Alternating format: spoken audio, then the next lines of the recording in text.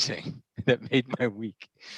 At any rate, so thank you very much for inviting me to be here and to join your Shabbat service. It's always I've given talks all over the place, universities and consulting firms and conferences, and that's kind of easy, right? I know how to talk to graduate. I know how to talk to students. I talk to students for a living. I know how to talk to political consultants. I'm one of those. Talking about ethics with people who think about ethics while they're thinking about ethics is a whole nother ballgame and pretty humbling. So thank you. And huge thanks to Peter Moniz. As you heard, Shirley, thank you in that very gracious introduction. Peter and I are both proud graduates of Emerson College in Boston, and we're in the same fraternity, Phi Alpha Tau, which is how I got to know Peter. So as you know, Peter's loyal and kind, and he has been both of those things to me over my career.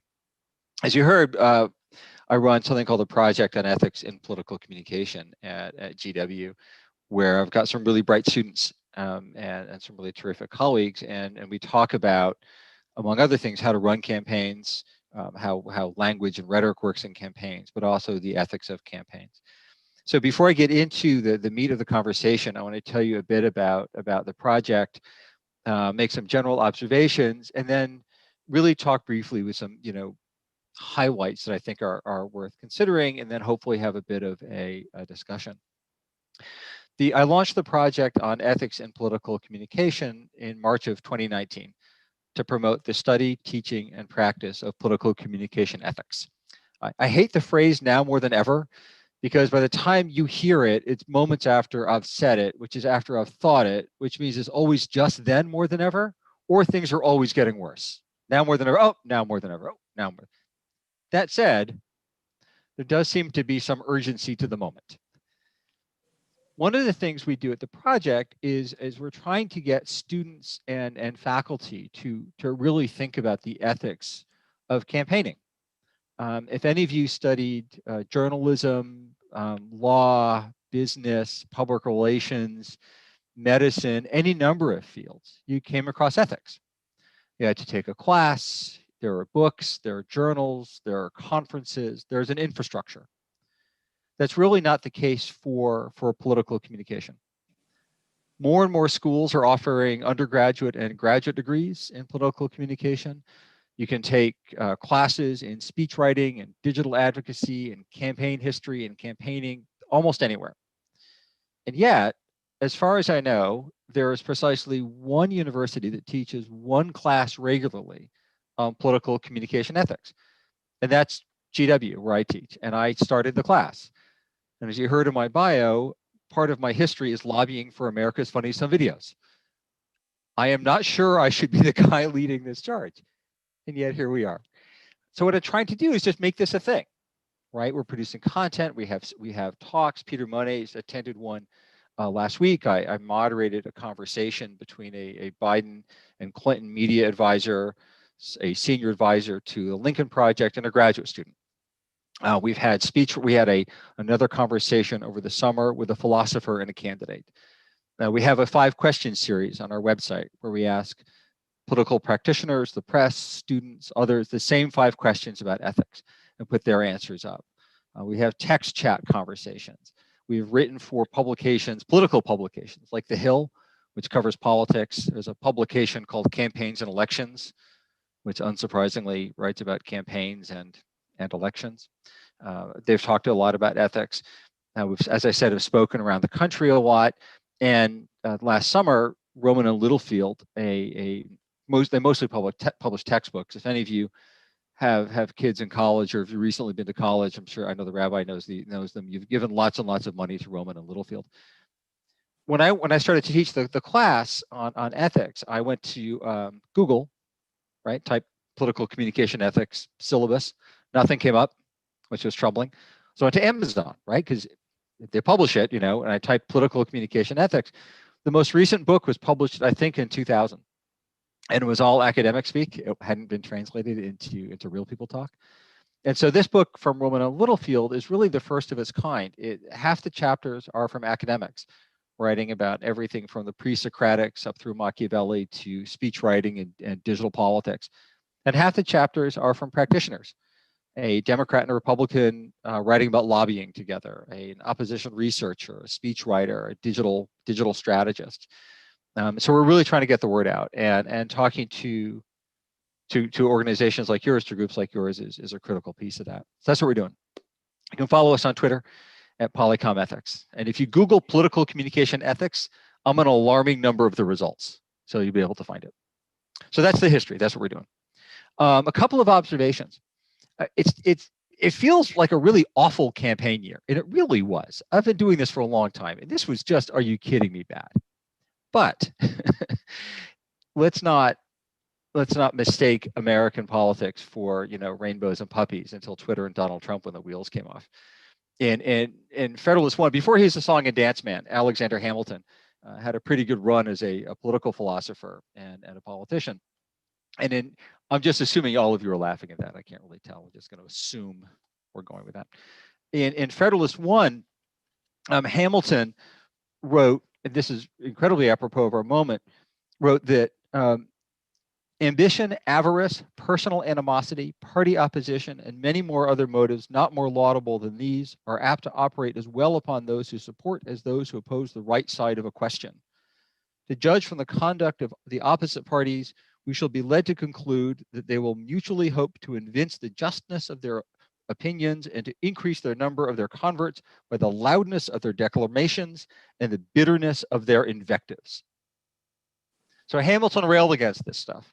4 years later, in the Jefferson-Adams presidential campaign, Hamilton, under a pseudonym, wrote an op-ed making stuff up about and attacking Thomas Jefferson. 4 years later, in a Jefferson-Adams rematch, the race of 1800, one of the dirtiest in American political campaign history, John Adams made stuff up about Jefferson. Adams supporters, including the president of Yale, said that if Jefferson were elected president, our wives and daughters would be subject to legal prostitution. Jefferson did not stoop to respond. He would not do that. He paid someone to stoop to respond on his behalf and make stuff up about Adams and place it in the newspapers. American politics has always been awful, which is unsurprising, right? People have criticized people like me, political consultants, really since political consulting was invented. Plato fans in the crowd? Any Plato fans? Again, I can't see anybody, so I'm going to assume you're all raising your hands, and just a big thumbs up there. You may recall that he spent a lot of his career beating up on the sophists, people like Protagoras and Gorgias, who claimed to teach, Protagoras claimed to teach the art of politics for a fee of, in today's dollars, of about $15,000 a month. People like Protagoras and Gorgias would teach you how to speak in front of a court, how to make your case in politics. They're basically political consultants. And Plato accused them of literally poisoning people's souls. The Roman orator Quintilian, a couple hundred years later, complained about hack advocates, his phrase, not mine.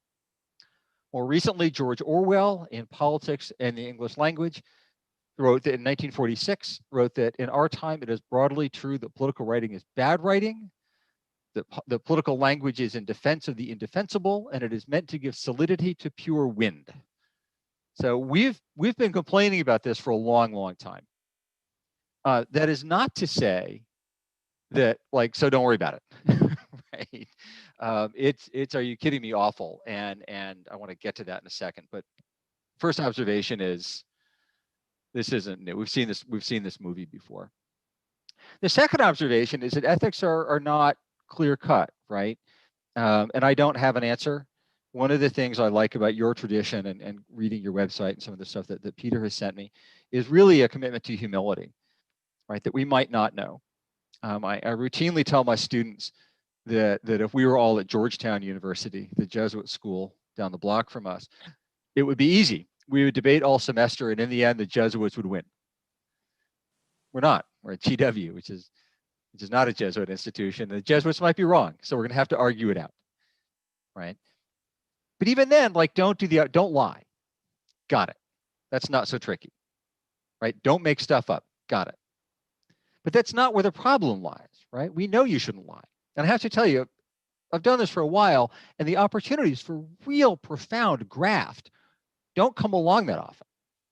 I spent part of 2016 flying around the country with the last commissioner of the FDA under Obama, a guy named Rob Califf, really terrific guy, and flying around the country talking to university presidents and pharmaceutical industry executives and researchers, really interesting stuff. And at no point did somebody from a pharmaceutical industry company or a medical device company come up to me and say, you know, we have a device that the FDA is working on approving, stuck in the system. If you could give it a second look, that would be great. Don't want to ask you to do anything wrong, you know, don't want to do that. But by the way, is that your Gucci suitcase full of cash left in the corner? That never once happened. Had it happened, let's be honest, I would not be on with you here now. I would be in the Caymans or something like that. I mean, it happens, right? I told this story to some graduate students of mine, one of whom had been an attorney in the Office of Ethics in DC government, who said that they once prosecuted a DC government official for accepting $50,000 in cash in a coffee cup. My first question, which is probably yours, was how big was that coffee cup? Because that's a lot of, it was like a big gulp. Is this like a novelty thing from, it was, but so it happens, but not very often. Usually the ethical violations are the ones you don't notice. In the introduction to the opening paragraph of the Crack Up, F. Scott Fitzgerald's brutal self-assessment of his own life and career at the end of his life, Fitzgerald writes that the big blows that you notice and that you tell people about aren't the ones that do the damage. The damage in Fitzgerald's assessment is done by the little blows, the little things that you don't notice until it's too late. And by the time you do notice them, it is far too late indeed. Right? The ethical violations, in my experience, are not the 50 grand in a coffee cup. It's the, you know what, I don't want to pick this fight right now. You know what, it's Friday afternoon, we'll revisit this on Monday. It's close enough, we'll figure it out. You know, this isn't really true, but the stakes are so high that we have to go ahead and lie this one time, but next time we'll do it right. You end up sinning by degrees, you drown by inches.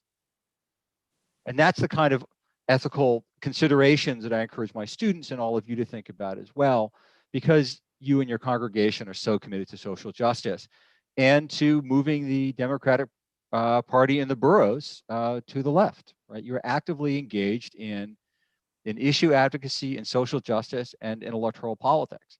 And none of you would take a big bag of cash in exchange for a vote. I have no doubt about that. But I'm guessing that all of you have made little deals in your head. You know, maybe this time it's okay. And you make the balances and the trade-offs. And they're often the right trade-off, but they're trade-offs. Right. So with those observations, I want to talk briefly about the 2020 election and then change the subject and talk about the stuff that most of us do most of the time. So the glow is I'm putting down another computer. COVID is just so, it's just weird. It's just weird. Right, so the 2020 election was, you know, are you kidding me, terrible? And it was, and the Georgia Senate special election that coming up in a couple of weeks here is, are you kidding me, terrible? We know that. But it's not just the personal attacks, right? It's not just the president making up dumb names about his opponents. It's not just the dragging families through the mud. For me, the real damage being done are the attacks on our democratic institutions. The claim that the press is the enemy of the American people is terrible. The argument that an election is fraudulent across the board with no evidence, for me, is terrible. If you think about it, our democracy exists because we agree it exists, right? When the Pilgrims came over, landed at Plymouth Rock or the Jamestown colony in Virginia, it's not like they stumbled across a box of democracy, right? What is, oh, this is corn, right? Look, they're cod. What is this? This is a system of government. Let's put it in place and see what happens.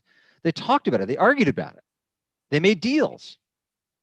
Jefferson, who owned slaves, wrote that all men are created equal and wrote a strong, scathing attack against slavery as part of our founding documents that got negotiated away as an effort to pass those founding documents, to create the system we have now.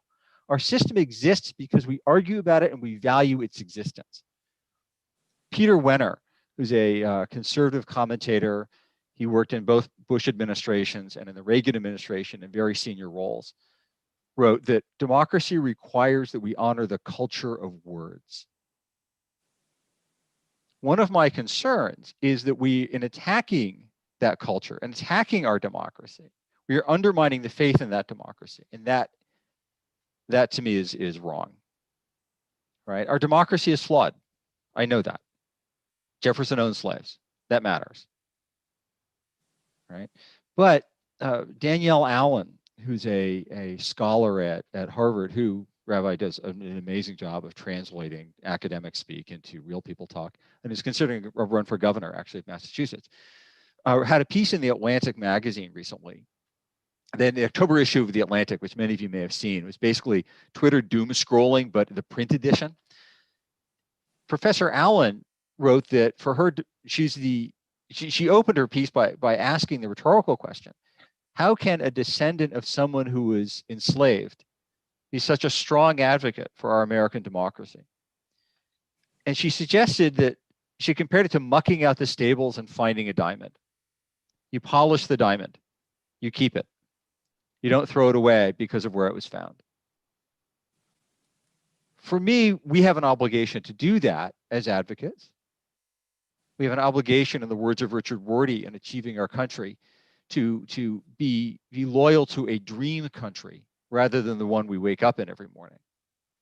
And attacks on that, rhetorical attacks on that, things that say our elections don't count because they must be fraudulent, are dangerous. If you attack somebody, a candidate, voters will demand a new candidate. If you attack an elected official, voters will demand a new elected official. If you attack the foundations of our democracy, we will demand a new system. And that system, by definition, will be undemocratic. So for me, that was the real threat of 2020. Wasn't the name calling? That's stupid, right? I was 9 years old once too, whatever. But rather, it was this idea that somehow the free press, that elections are the enemy of the American people. I'm going to stop talking about 2020. We've talked about the 2020 election enough over the past 20. I feel like 2020 was like one long Tuesday in March that suddenly turned into one long Tuesday in November. And with any luck, it'll be January soon. It's like this insanely long 3-day year. So I'm going to put it aside for the moment. I want to talk about what you actually mostly do most of the time. You are committed to social justice as a congregation. You advocate on behalf of climate, LGBTQ rights, immigration, anti-Muslim sentiments. You're doing the good work of social advocates. You're carrying forth the best elements of faith and social traditions, as congregations have for millennia. And that's what most of politics is. I've slipped into my Boston accent, I think, because Peter Moniz is on the call, despite the fact he's a New Yorker, but we both went to college in Boston. It's a horrible habit of mine. I'm not from there. It's just, I don't know. At any rate, most of politics is the Women's March in 2017, which I know many of you participated in. Most of politics is standing up for Black Lives Matter. It is standing up for the climate. It's World Wildlife Fund. It's the Sierra Club.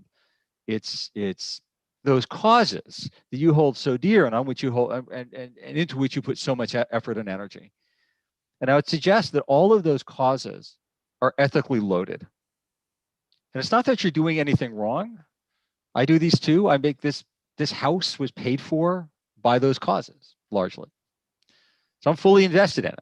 But let me talk about some of the trade-offs that each of us make as advocates, some of the ethical considerations we should keep, I think, front of mind as we figure out what's the best social media strategy, who's going to call the city councilman or the congressman, who's going to, as we figure out those tactical pieces, there are ethical questions to bear in mind as well, and they are myriad. I'm going to raise only a small handful here. The first is a question of what you work on. You're smart, good people. You're spending a Friday night talking about ethics. This puts you in rarefied air in this country, right? That's pretty cool. You've asked me to come talk to you about it. So like, how cool must I be? Or equally on a Friday night during COVID, whatever. But as clever as we all are, we're all, with apologies to Winnie the Pooh and A.A. Milne, we're just bears of little brains. We can only think about a handful of things at once. We can only do a certain number of things at once. Time and attention are our most precious commodities. While you're here, you are not doing something else, right? You're not reading. You might be, I can't see you, I don't know. Maybe you're just like have the thing on to be polite or something, but I'm guessing you could be doing other things. You can only do a certain number of things at once. The same is true with your advocacy. You can choose to work on, you've got a limited time. You can work on LGBTQ equality and protecting the hard-earned recognition of human rights and expanding to make sure there's employment protection and the protections are real and solid. Or you can work on climate, existential crisis. Everybody will die. It's unlikely that any one of you can solve that problem. If you can, for heaven's sake, get off the Zoom and go solve the problem, but I'll be very grateful. But really, no one of us alone can do that. So maybe you should work on something that you can solve, right? Maybe that's food for those who need it in your neighborhood, right? Maybe that's clean water in Long Island Sound. Maybe it's local arts programs. But if you're working on those, you're solving that. You can solve that, but shouldn't you be working on climate? You make a choice. We all make those choices. Those choices have ethical implications. Do you take what you can win? Do you take the impossible? Do you take the far out? How do you balance it? You can't do it all. So how do you choose what to do? More importantly, once you choose what to work on, is the idea of framing. The term's been kicked around a lot. Basically, the premise, as all of you know, is every issue can be looked at from a bunch of different angles. In political science speak, issues are multidimensional, right? So an issue, climate, is about respect for the planet. It's respect for species. It's about agriculture. It's about business. It's about insurance. It's about tourism. It's about fires. It's about. Each of us encounters an issue. We think about it one way at a time. Because again, like our brains just aren't built to think of everything at once in every possible way. I do an exercise with my students. On the whiteboard, back when we were allowed to do things like be in classrooms and write on whiteboards, we talk about smoking. Smoking bad, got it. We do a quick exercise. Tell me everything smoking is about. And we get to like 20, 25 things in minutes. So obviously it's about cancer. It's about secondhand smoke and poisoning children. It's about farmers. It's about small business convenience store owners who sell cigarettes and make a lot of money off of cigarettes. It's about the advertising executives who make money selling cigarettes, right? It's about truckers who move cigarettes across the country. It's about import export. It's about individual choice. It's about the people who actually make the paper. Those are jobs in paper mills. It's about. If you're working strategically, you figure out who can actually make the decision about what you want done. Right? It's not about what you find persuasive. It's about what the person you have to persuade finds persuasive. When I was a kid in New Haven, Connecticut, there was a big hill. It seemed like a big hill. I was a little kid, right? Probably a little hill. It was a hill. And there's a kid whose mom would let him skateboard down the hill. So I said to my mom, I want to skateboard down the hill. Stupid idea, right? I want to skateboard down the hill. My mom said, why do you want to skateboard down the hill? Nikki skateboards down the hill. Mom's response was the same response that all of you have heard or given a million times. If Nikki jumped off a bridge. Of course, that's a terrible idea for my mom. If I had had the wherewithal to say to my mom, you know what, Emerson College is giving away full scholarships to people who can skateboard down hills, my mother would have pushed me down that hill. You got to figure out who can make the decision and what they find persuasive. So you do that with a frame. What's going to make somebody think it's a good idea?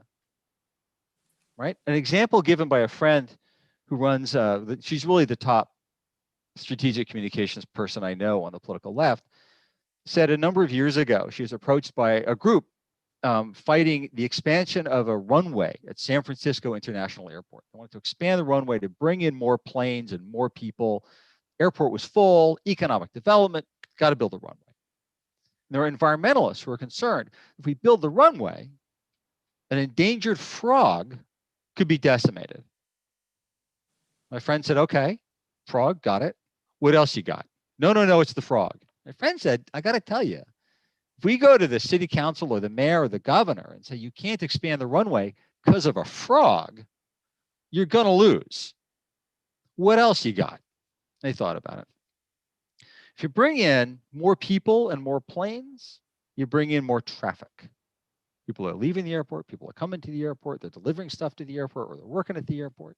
More traffic. Everybody hates traffic. Great. It's not about the frog, it's about the traffic. Because if it's frogs versus economic development wins. If it's traffic versus anything, we'll do everything we can to avoid traffic. Right? You're New Yorkers. This is not news. So you can win with traffic. The problem is we're then not talking about the critical issue of the environment. We're fostering an idea that economic development is good and cars are fine. Let's not talk about the environment. I worked on the anti-death penalty efforts for a long time. Many of you may remember that up until about 1999 or 2000, the death penalty was about Jeffrey Dahmer. It was the Hitler question, the Bin Laden question, right? So does somebody who rapes and murders little girls and stores their dead bodies in the freezer deserve to live? If that's the question, we have the death penalty. In about 1999 and 2000, a number of groups got together and we got lucky with some science and some studies. They said, you know what? I don't want to talk about that. What I do want to talk about is innocent people on death row, DNA testing, lawyers sleeping through trials. In Georgia, one lawyer referred to his own client with a racial epithet. So I don't care what you think about the death penalty, but I think we can all agree that the guilty should not go free while the innocent die for their crimes, and that everyone deserves a fair day in court. That's what the debate is now, and it has been for about 20 years. Since that debate changed, the shift in the frame, the death penalty was abolished in New York, thanks to people like David Kaczynski, New Yorkers for Alternatives to the Death Penalty, the late Jonathan Gradess and others. It was abolished in New Jersey, Connecticut, New Mexico, Illinois, and elsewhere. President Bush signed important legislation into law in 2004, undoing some damage, frankly, that Bill Clinton had done, making it harder to execute people. The Supreme Court ruled several cases, making it harder to execute people. Up until recently, frankly, under our current president, the death penalty was in retreat in America because we changed the conversation. We won. But we did not talk about race. We ran away from it because race is hard. Makes people angry, frustrated. They tune out. We did not talk about morality, the morality of killing, because that's, people have a view and they will justify their view, right? As you know from the Jewish tradition, it's kind of an open question. I was at a consulting firm at the time. One of my colleagues was Orthodox and said, I can't work on this issue because it goes against my reading of the Torah, right? Because thou shalt not kill and thou shalt not murder are different things. So we didn't talk about faith. We didn't talk about morality. We didn't talk about deterrence because it didn't work. We didn't talk about the police state. We didn't talk about the logic of incarceration. We didn't talk about big issues because we couldn't win with those. So instead, we let a system fester and continue that has resulted in what we all saw blowing up over the summer and we all knew was there all along anyway. It's an ethical choice we made. I think it was the right one, but it was an ethical choice. I want to talk about two quick tactical things and then open a conversation. As you tell these stories, as you advocate, you have to tell a story, right? Stories are persuasive, right? It's not data don't persuade anybody. Nobody ever looked at you and said, 12. Oh my gosh, 12. Therefore, I'm voting for. It's just, math isn't persuasive. Instead, it's a story. It's a story of hope, loss, and redemption. It's a story of an innocent man wrongfully sentenced to death who was later freed. Hope, loss, and redemption, right? For a story to be persuasive, it has to be one that resonates with the person you need to persuade. So it has to be about them or someone who looks like them or who sounds like them or to whom they can relate.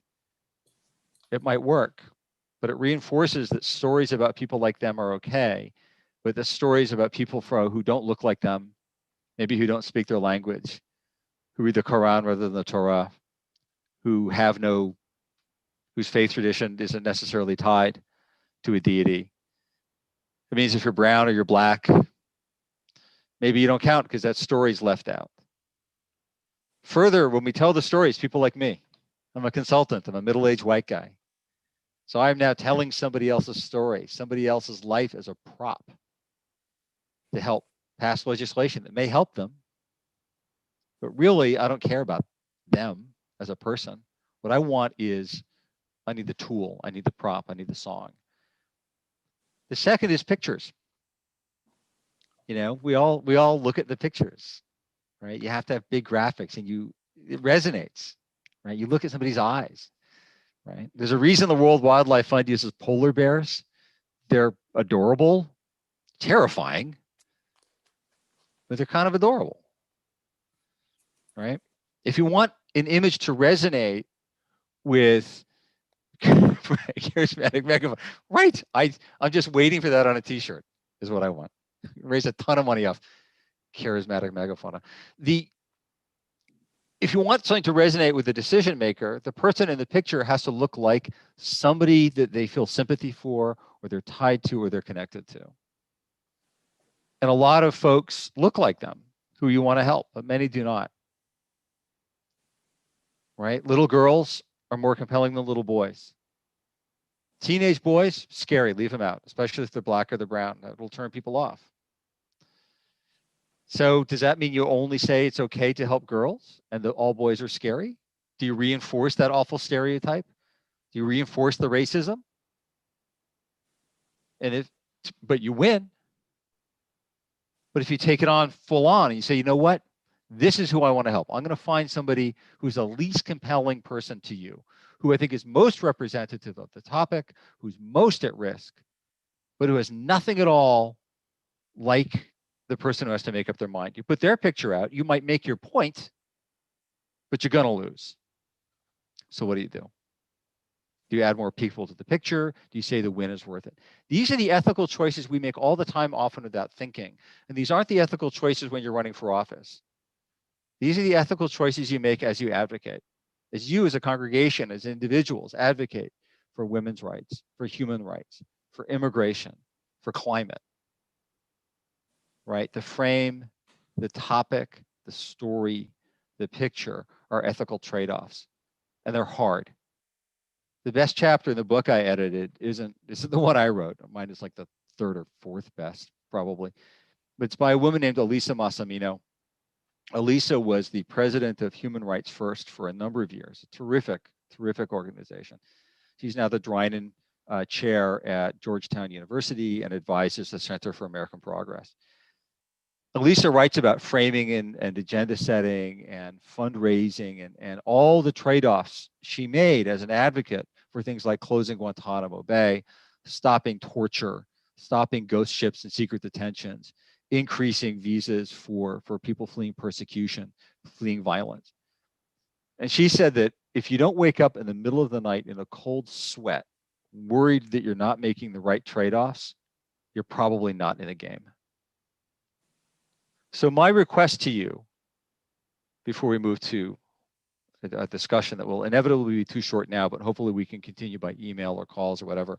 I'm not going anywhere. I've been sitting in this chair with this view since March. Happy to talk long into the future. At any rate, is as you advocate, think about the ethical choices you're making. Think about these trade-offs you're making, and know that they are trade-offs. And I would encourage you to do so in the spirit that brought you here this evening, not to listen to me yammer, but that brings you here every Friday evening. And that is a spirit of community, a spirit of humility, a spirit of recognition that we are all desperately fallible and that we're all making choices every day. And all we can hope to do is make a better choice next time and learn from the bad choices we might have made last time. That's what I try to do at the project with my students. I ask them to write down an ethical foundation. Their final papers, what's your ethical foundation? What's your touchstone? For some, it's the Gospel Paul. For others, it's other religious texts. One young woman said it was Dr. Seuss's Horton Hears a Who. And for her, it is always speaking on behalf of those who cannot otherwise be heard. For me, it's actually the Phantom Toll Booth. Any of you remember the Phantom Toll Booth? Yes, a couple people on the screen are. Best book. This copy was given to me by a family friend when I was 6, and has been with me since. It's a story of a little boy named Milo. And when I had my own consulting firm for a while, lobbying and advising and stuff, and it was called Milo Public Affairs. And people thought it was something, Loge something. It was a reminder to myself to always have adventures worth having. And if a client wasn't doing good, wasn't helping restore rhyme and reason, which is the quest Milo is on, if it wasn't an adventure worth having, then it wasn't the client worth working for, no matter how much they wanted to pay me. So find that, live that, and know that, you're caught in the ethical choices all along the way. I've yammered way too long. I'm sorry, Peter, I went longer than I told you I would.